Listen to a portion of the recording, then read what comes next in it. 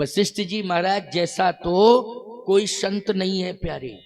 एक कथा हमें वशिष्ठ जी की याद आ गई, 1-2 मिनट की कथा है, उसको सुन लो, क्योंकि वशिष्ठ जी का नाम आया तो जरा उनकी भी महिमा सुना दूं। वशिष्ठ जी महाराज को प्रभावित करने के लिए कामदेव ने अपनी पत्नी रति को भेजा। भेजा क्या, स्वयं रति को लेकर के आया कामदेव। एक पौराणिक कथा है ये, रामायण में तो नहीं है, लेकिन नाना पुराण निगमागम सम्मतम। तो रति को लेकर के कामदेव स्वयं अयोध्या आया। आश्रमों रहा था कि वशिष्ठ जी महाराज सर्वश्रेष्ठ संत हैं, संत तो बहुत है, लेकिन वशिष्ठ जी महाराज की महिमा ही कुछ अलग है। संतों में जैसे अभी शुक्राचार्य जी का तो लोभ दिखाई दे गया ना, लेकिन दुर्वासा में क्रोध है। क्यों भाई, दुर्वासा में क्या है, क्रोध है। विश्वामित्र जी में काम आ गया था, उसका परिणाम मैन का उदाहरण में। कहने का तात्पर्य मेरा यह है कि कुछ ना कुछ कहीं ना कहीं किंतु परंतु लगा हुआ है, किंतु परंतु। लेकिन वशिष्ठ जी महाराज के व्यक्तित्व में कोई किंतु परंतु नहीं है, नहीं है। अब उसका प्रमाण क्या है कि एक बार कामदेव अपनी पत्नी को लेके आया,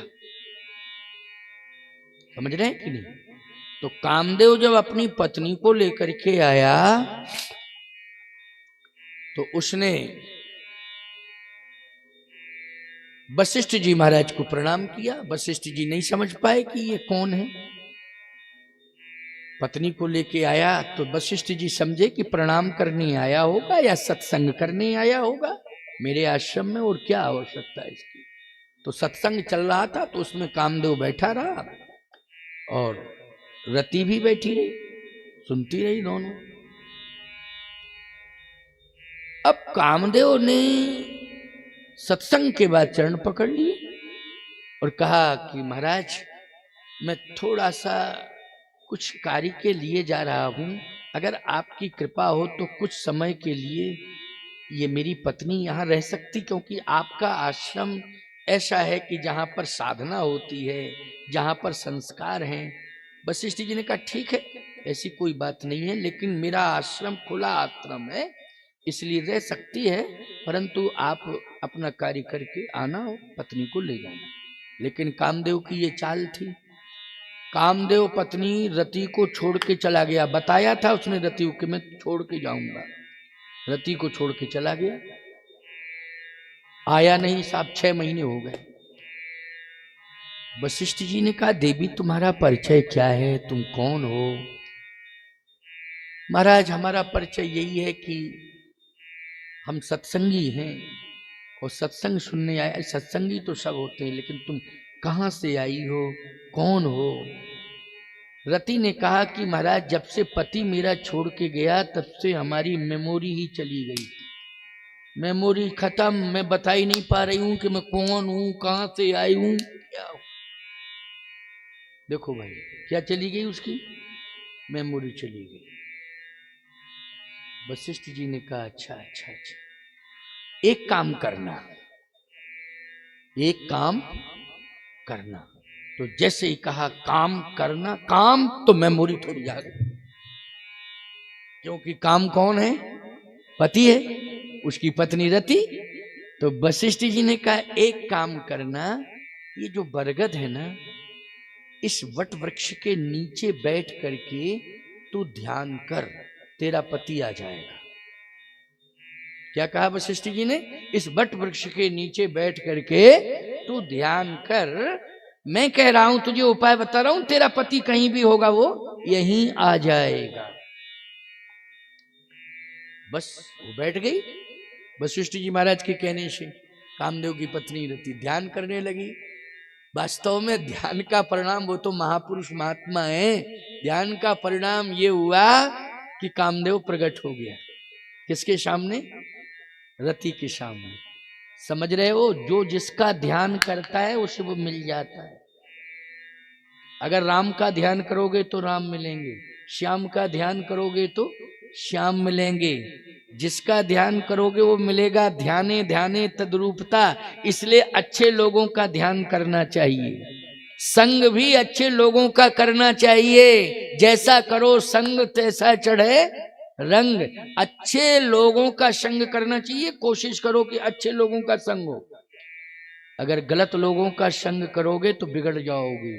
समझ रहे? अच्छे लोगों का संग करोगे तो बन जाओगे, महान बन जाओगे। बन ही नहीं जाओगे, क्या बन जाओगे?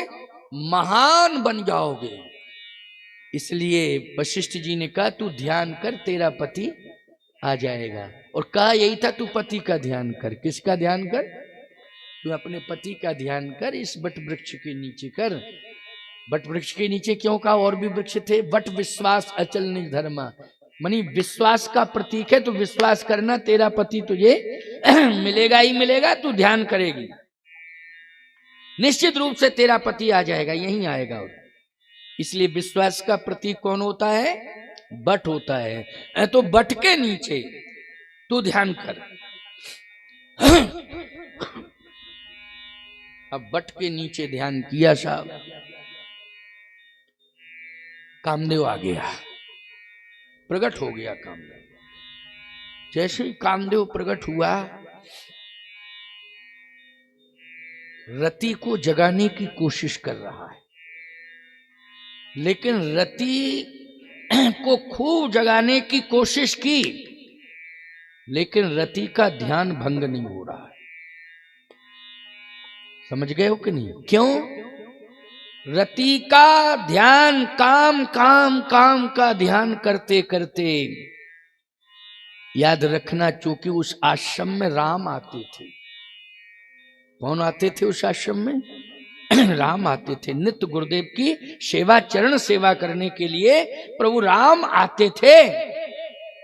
तो राम के आने का ये प्रभाव हुआ कि काम सामने आ गया, लेकिन काम का असर रति पर नहीं पड़ रहा है।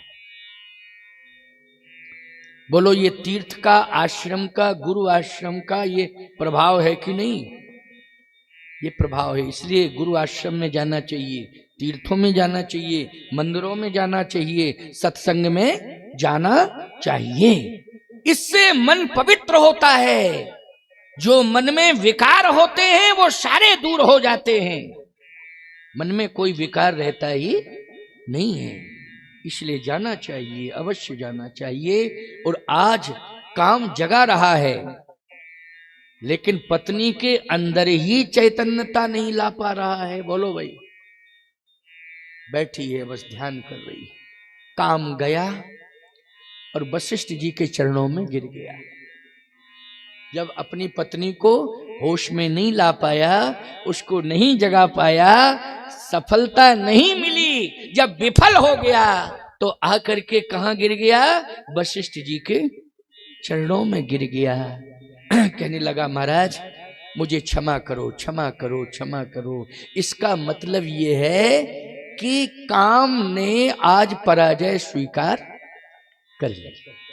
किसके चरणों में स्वीकार कर लिए? गुरु वशिष्ठ जी के चरणों में स्वीकार कर लिया। अब देखा क्या कि काम जो है क्षमा मांगने लगा।